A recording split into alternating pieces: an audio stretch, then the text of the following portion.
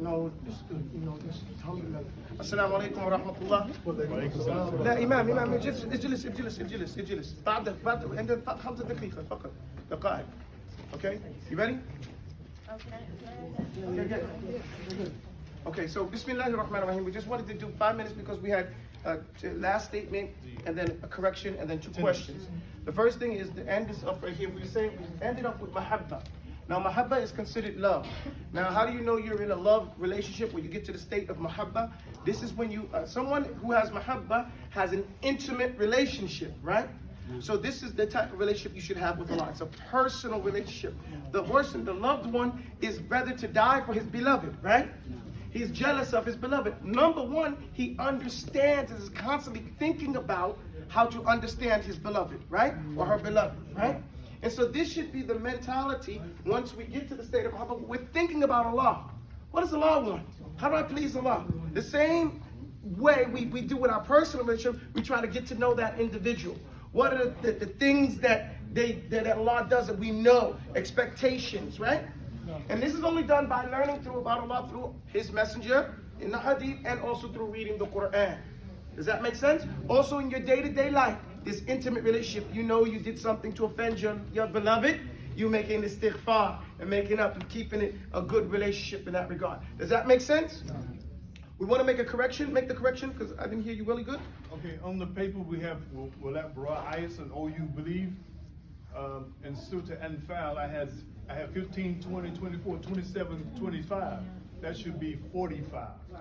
Okay, 25 should be 45 in Surah Al-Anfal, okay? Everybody pay attention. 25 should be 45. Now we have the 2 questions. Yes, ma'am. Yes, you were talking about when someone comes into Islam, they don't necessarily need a family of Muslims. They can have no father, no mother, no relatives, and they can still become a Muslim on their own. I was going to ask you, is it necessary for someone to come into their lives to introduce them to Islam? Because in my situation, it was someone that introduced me. I didn't mean by that a person that someone, what do you call it, has to be alone, or when he becomes Muslim. I said that a person is mukallaf. He becomes accountable, even if he didn't have Muslims around him to influence him. And the proof of that is many of the people who are Muslim today. What is, for example, in this message, what are we doing to go knock on doors to bring people to Islam? But even today, a guy came in here to talk about Islam. You guys get my point? So Allah is putting in the heart, Yahdi man yasha. He can guide a person to Islam without that person having any of external Islamic, influence, and sometimes have incorrect influence on them and guide them to Islam. If you guys remember the 70s, those guys was my age and older, almost everybody had identified as Muslim back in those days, right?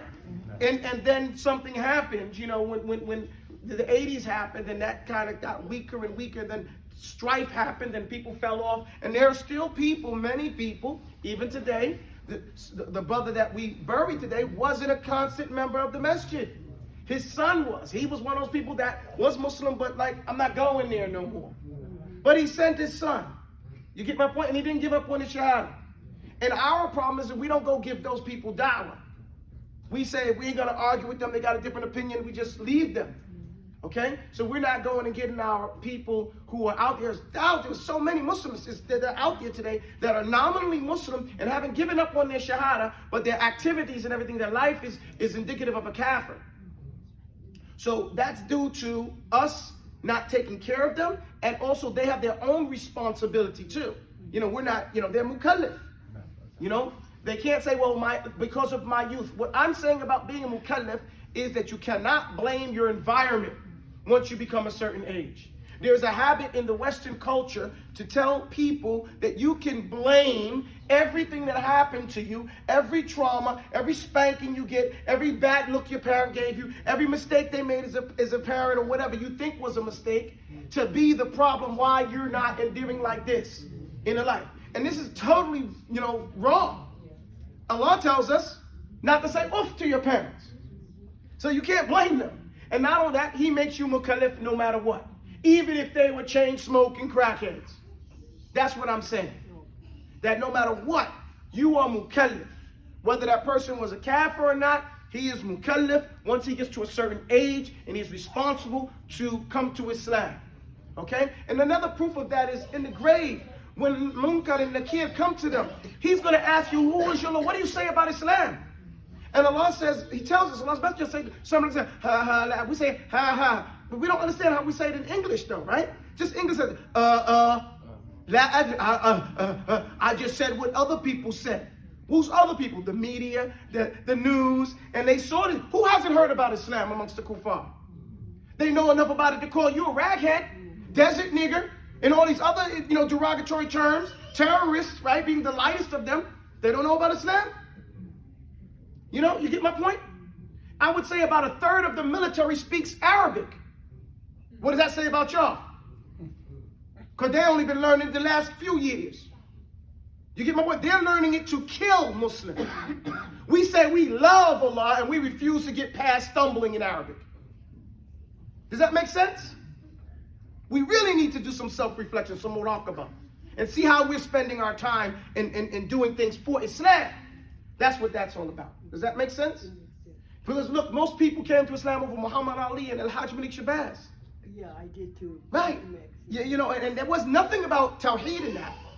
It was just great character. Right? And that led us to Shahada.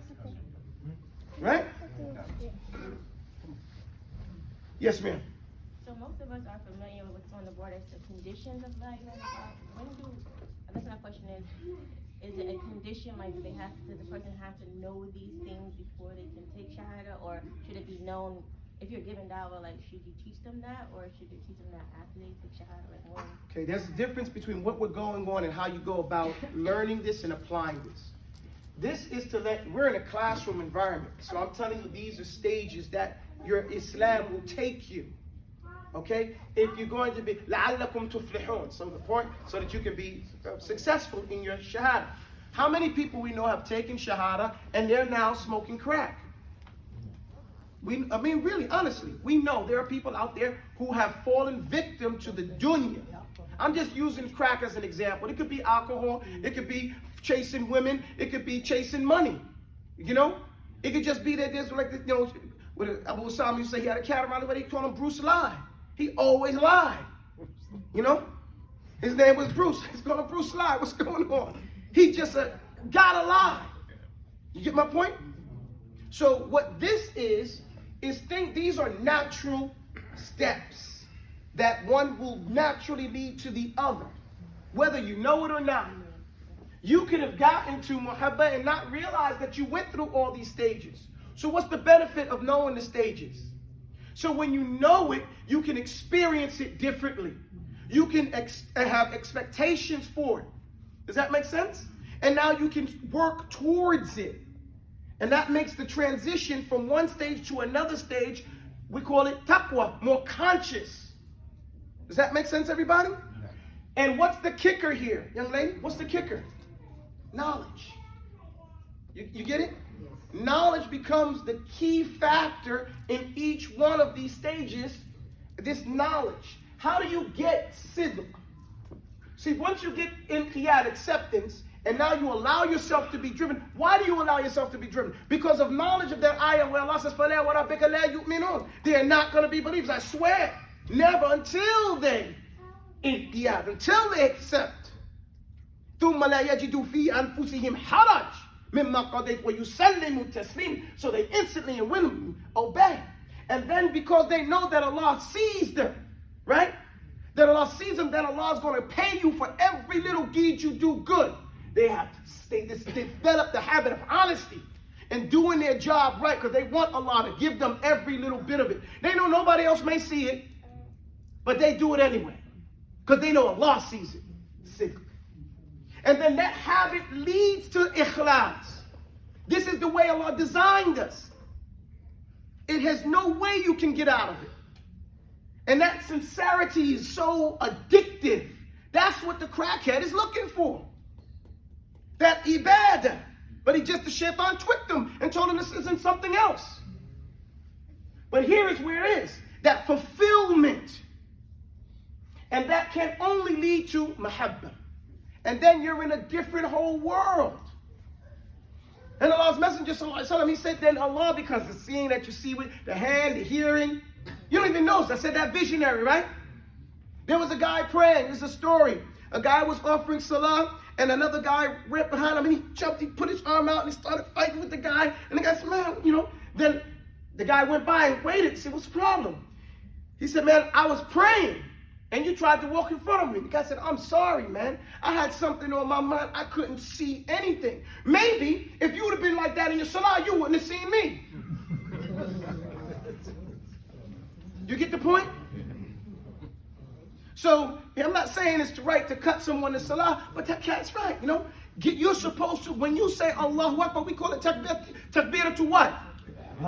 Do we consciously understand that we're in a state of ihram? That we're at a miqat? These are miraculous moments in dimension. Oh, Abu Talib, you're Sufi. I'm not Sufi. Allah's Messenger called it takbiratul ihram. That means everything is now haram.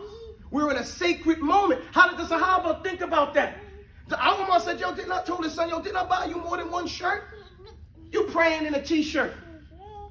Right? He said, yes. He said, would you go to the souk like that? Would you go to the mall dressed like that? He said, no, then don't stand before your Lord be like that. Another Sahaba would get nervous, and they said, why'd you get nervous every time you get ready to leave the salah? He said, do you know who I'm about to stand before? This wasn't just rhetorical, this was their reality. I'm at a state of ihram right now. See, so that's mahabbah. That's intimate relationship. That's khushu', as the Imam said. In their salatihim khashi'un. And al-khushu' in salah, as the ulama taught us, is to be conscious of what you're saying as it's coming out your mouth in the salah. Linguistically and tafsirah. So you're there. While it's coming out. That's khushu'. We use words that don't mean anything. Oh, you're being holy in salah. What does that mean? No, but you're conscious of every word. How? Because you memorized it, you studied it, you embodied it. So when you hear it, it does something for you. Does that answer your question?